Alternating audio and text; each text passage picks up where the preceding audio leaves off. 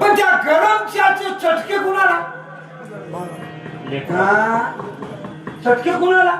अरे चहा तिने गरम पिते, पण त्या चहाचे गरम चटके आम्हाला सोसावं लागतात. सुंदर आम्हाला सांगतात. अरे त्या आमच्या माईला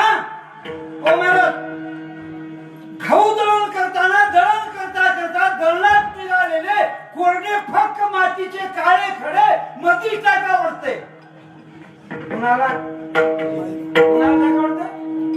गौरव माईला टाकाना कोरडा खडा कोरडा फक्त राहतोय आणि मधी गेल्यावर बेंदाळ होतोय. कळे ना? हो माय, तोंडाचा निळा खडा कसा होतोय तसाच कोरडा राहतो का बेंदाळ? अरे मग ते झालेलं बेंदाळ कुणाच्या भोवती? मला कुणाच्या भोवती? आमच्या भोवती. अरे देवा, अरे आमच्या भोवती आहे ते बेंदाळ. त्या बेंदाळात आम्हाला राहावं लागतं. आमच्या माईला आंबट कैऱ्या त्याला खावडतं. काय खावडतं? आंबट कैऱ्या खावडतं. ती आंबट कैऱ्या खाते आणि आंबट खाद्य पाणी आमच्या नाका तोंडात जाते. का नाका तोंडात का जाते?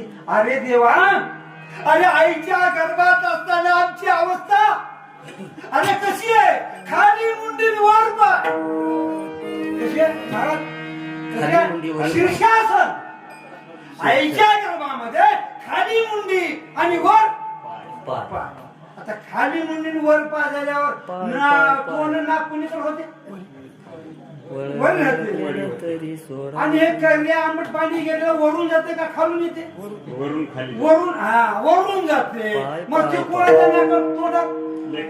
अरे देवा, आमच्या रे आमच्या नाकात तोंडात एवढंच नाही म्हणून माऊली म्हणतात देवा कठीण हा गर्भवा आणि फार झालो नको नको गर्भवा.